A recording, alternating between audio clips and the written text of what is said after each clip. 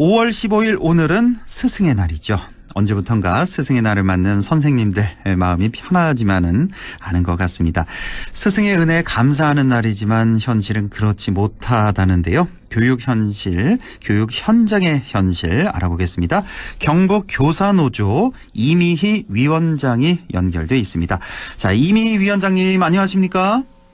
네, 안녕하세요. 예, 수고 많으십니다. 자, 우선 좀 궁금한 게 있는데요. 저희가 교사단체 하면 우리가 전교조 알고 있고요. 또 교총도 알고 있는데 네. 지금 교사노동조합 연맹이에요. 교사노조라고 하는데 이거 좀 생소한데 이게 전교조나 교총과 어떻게 다른지 교사노조에 대해서 좀 설명해 주시죠. 예. 교사노조와 또 교원단체인 교총과 큰 차이점은 가입 대상인데요.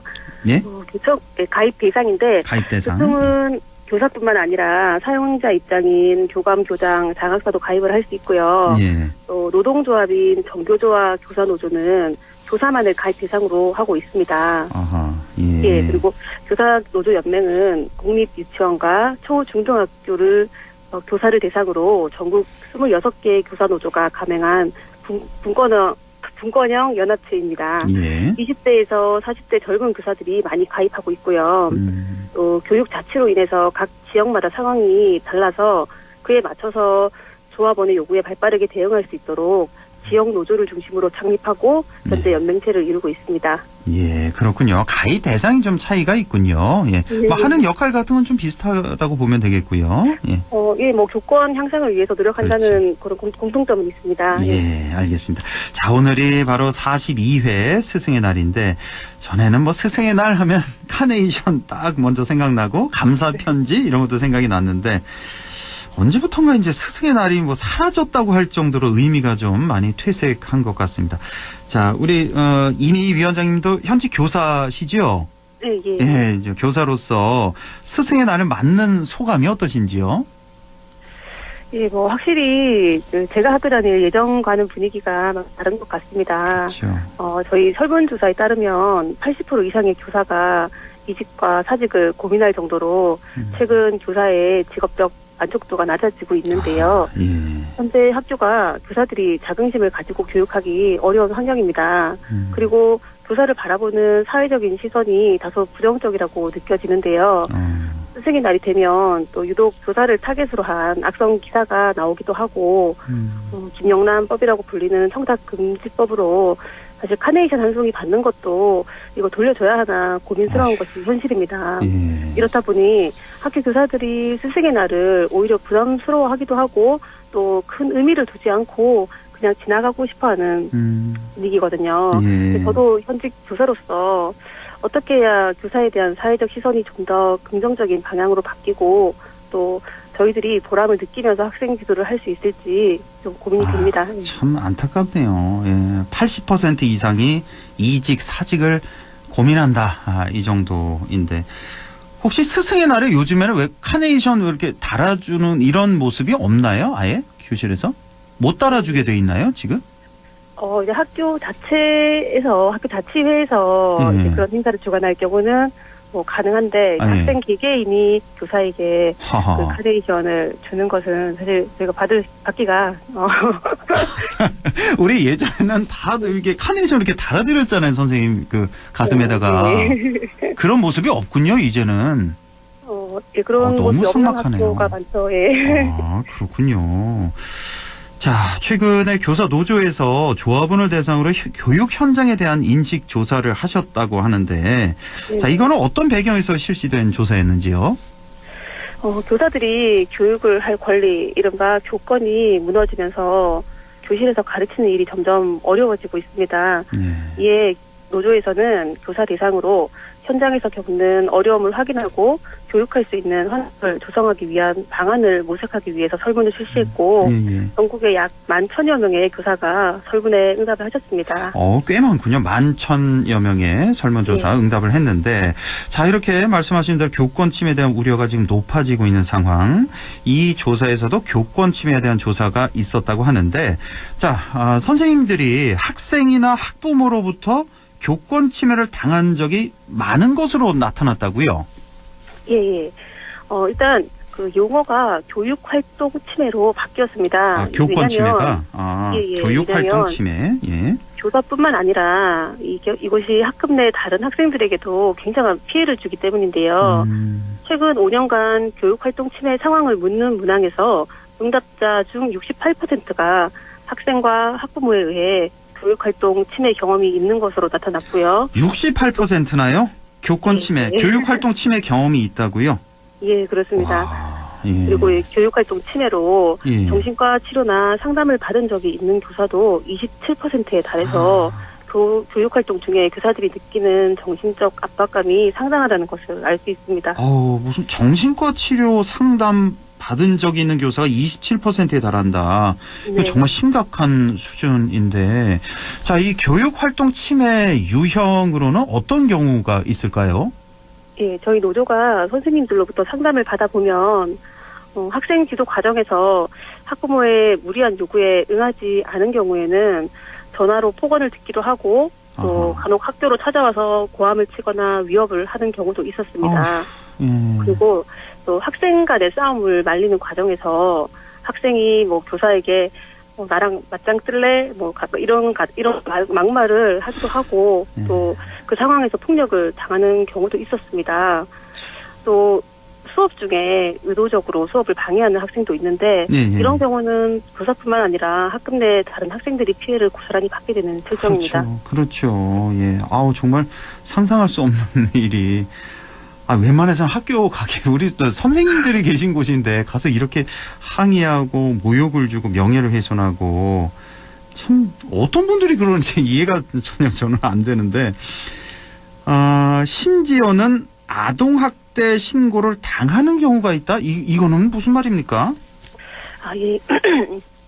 응답자의 한 81% 정도가 생활지도나 학교폭력 사안 발생 등의 이유로 학부모에게 민원을 경험한 적이 있다고 응답을 했고 100명 중 5명은 아동학대를 빌미로 협박을 당한 적이 있다고 답을 했습니다.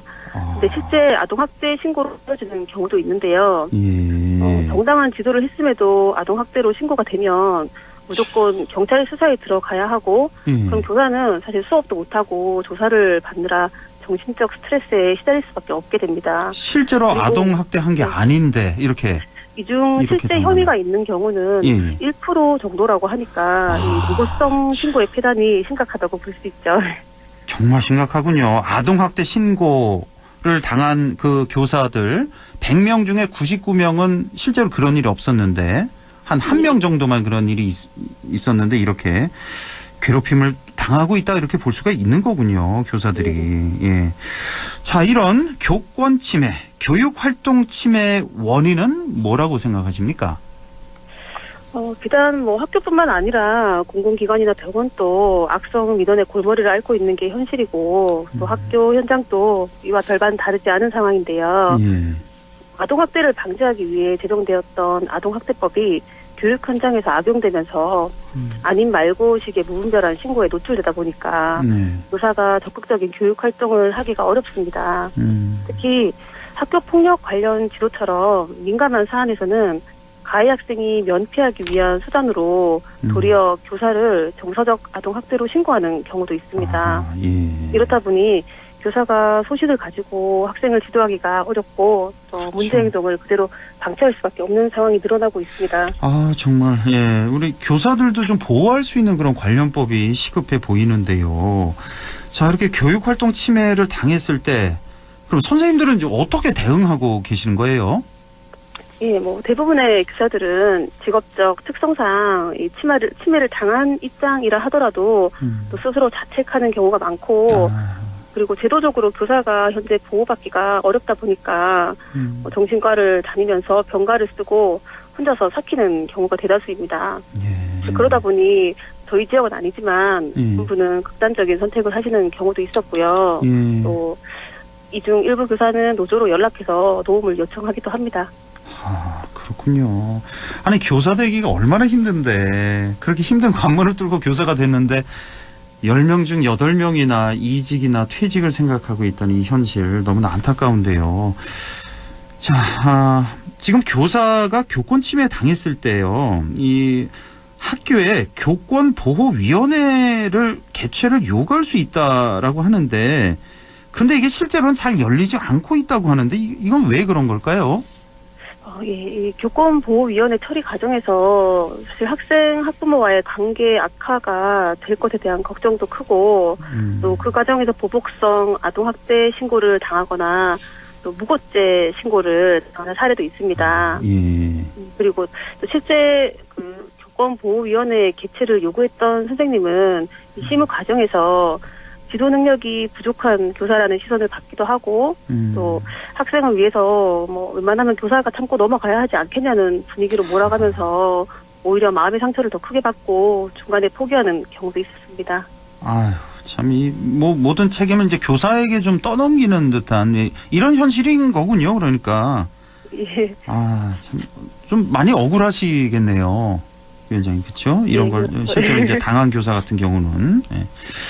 자, 제도적인 장치도 이렇게 교권 침해로부터 교사를 제대로 보호하고 있지 못하는 그런 현실인데 그렇다면 좀 대책이 필요할 텐데요.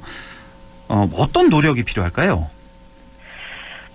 뭐 지금 현재는 사실 정당한 교육 활동으로 인해서 교육 활동 침해나 아동학대 신고를 당해도 교사가 보호를 받을 수 있는 법과 제도가 미비한 실정입니다. 결국 교사 혼자서 이것을 오롯이 다 감당을 해야 하는데 학생을 지도할수록 아동학대 신고가 늘어나니까 적극적인 지도를 하기가 어렵고 그렇죠. 그러다 보니 교권 하락도 더 심해지고 또 교실 안 질서가 무너지면 다른 학생들도 피해를 보거든요. 예. 법률적으로 정당한 교육활동에 대한 실효성 있는 면책조항 도입이 필요하고요. 다행히 작년에 저희 교사노조 연맹이 국회와 협력해서 발의한 생활지도법이 통과되어서 6월부터 시행 예정인데 시행령 개정이 현장의 의견을 귀담아 만들어져서 실질적인 효과가 있기를 바랍니다. 아, 아까 뭐라고 하셨죠? 무슨 법이라고 하셨죠? 생활지도법입니다. 생활지도법이 이게 통과가 됐다고요? 네네. 이제 도입이 될 예정이라고요. 예. 예. 이게 이제 도입이 되면은 좀 어떻게 우리 선생님들 좀 괜찮아지실까요? 어떻게 보세요? 현실적으로. 시행령 개정이 지금 이제 곧 될 텐데, 실효성이 있는 그 현장 선생님들의 의견을 좀 잘 수렴해서 만들어주시면 좋겠습니다. 그러니까요. 예, 꼭 좀 그렇게 해야 되고, 만약에 좀 현실적으로 안 맞다 그러면 좀 보완도 해야 되겠고요, 앞으로. 네, 그렇게 그렇죠. 좀 개선해 나가야 되겠습니다. 예. 자, 그럼 끝으로 마지막 질문을 좀 드려야 될 것 같네요. 예. 네. 혹시 못다 하신 말씀이라든가 덧붙이고 싶은 말씀 있으면 좀 전해주시죠. 예. 아무것도 하지 않아야 아무 일도 일어나지 않는다라고 이제 요즘 교사들이 자조적인 이런 목소리가 들리는데요. 아무 일도 하지 않고 최소한만 지도하는 행위가 이게 어떻게 바른 교육이라고 할 수 있겠어요. 그럼요.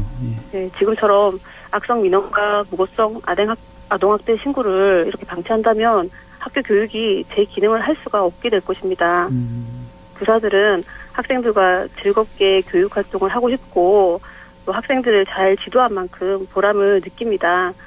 우리 교육과 학생들을 위해서 선생님들이 다시 가르칠 용기를 낼 수 있도록 여러분들이 도와주셨으면 좋겠습니다. 예, 감사합니다. 꼭 좀 그렇게 돼야 되겠네요. 더 이상의 교권 추락 이거 손 놓고 있어서는 안 되겠습니다. 오늘 말씀 들어보니까 생각보다 훨씬 더 심각한 것 같고 우리 교사들도 행복해야 우리 교육이 제대로 될 거 아니겠습니까? 행복한 마음으로 아이들을 대해야 될 텐데 이런 현실이라면 안 되겠습니다. 지금 정부에서는 교육개혁 많이 말을 외치고 있는데 우리 선생님들의 교권 침해 이런 상황들 좀 주의 깊게 좀 들여다봐야 될 것 같습니다.